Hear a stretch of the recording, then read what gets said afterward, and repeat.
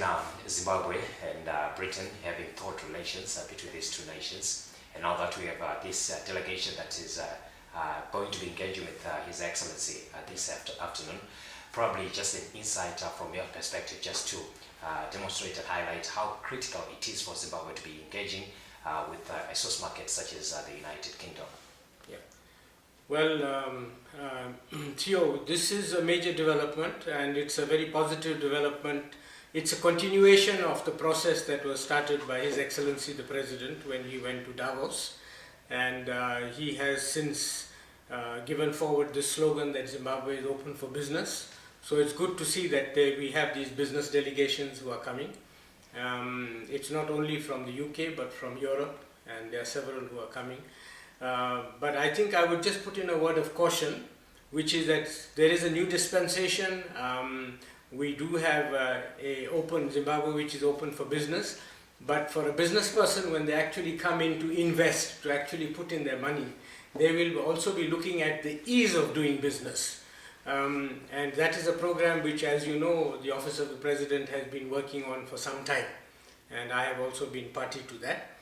And we have made significant strides in many areas, but we have also had a lot of resistance from various ministries and particularly regulatory authorities in terms of removing some of those unnecessary licenses, permits and policies which are retarding investment.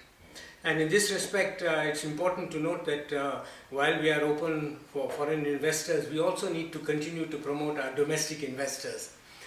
We have a lot of potential domestic investment, and while the indigenization policy has been relaxed and made much more sensible, domestic investors need to be promoted because we need to promote domestic business.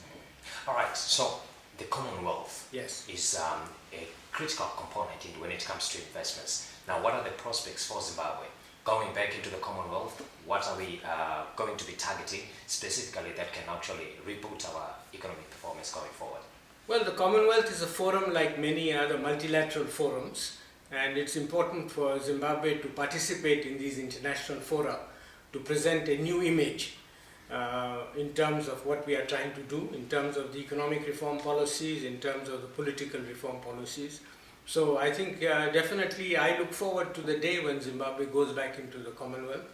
But more importantly, we also have to now engage the international financial institutions much more seriously to get a program on track with the international financial community, because their stamp of approval is very essential for actually encouraging investors to come into the country.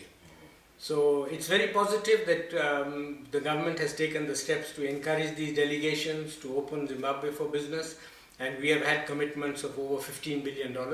But to translate that $15 billion to real investment into Zimbabwe is a major step which I think that I would appeal to our government ministries and regulators to take more seriously, because in terms of the ease of doing business, we still have a lot of regulatory hurdles in Zimbabwe. And those regulatory hurdles, some of them dating back from the colonial times, we need to get rid of them. Okay. Don't you think so? Yeah, I would want to agree.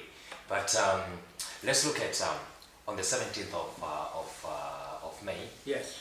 The United Kingdom managed to forward $100 million US line of credit, which was coming on the back of years of Zimbabwe operating as a pariah state. Now, going forward, do you envisage a situation where the United Kingdom may be opening up, seeing that this delegation has the support from their Foreign Office? Yes.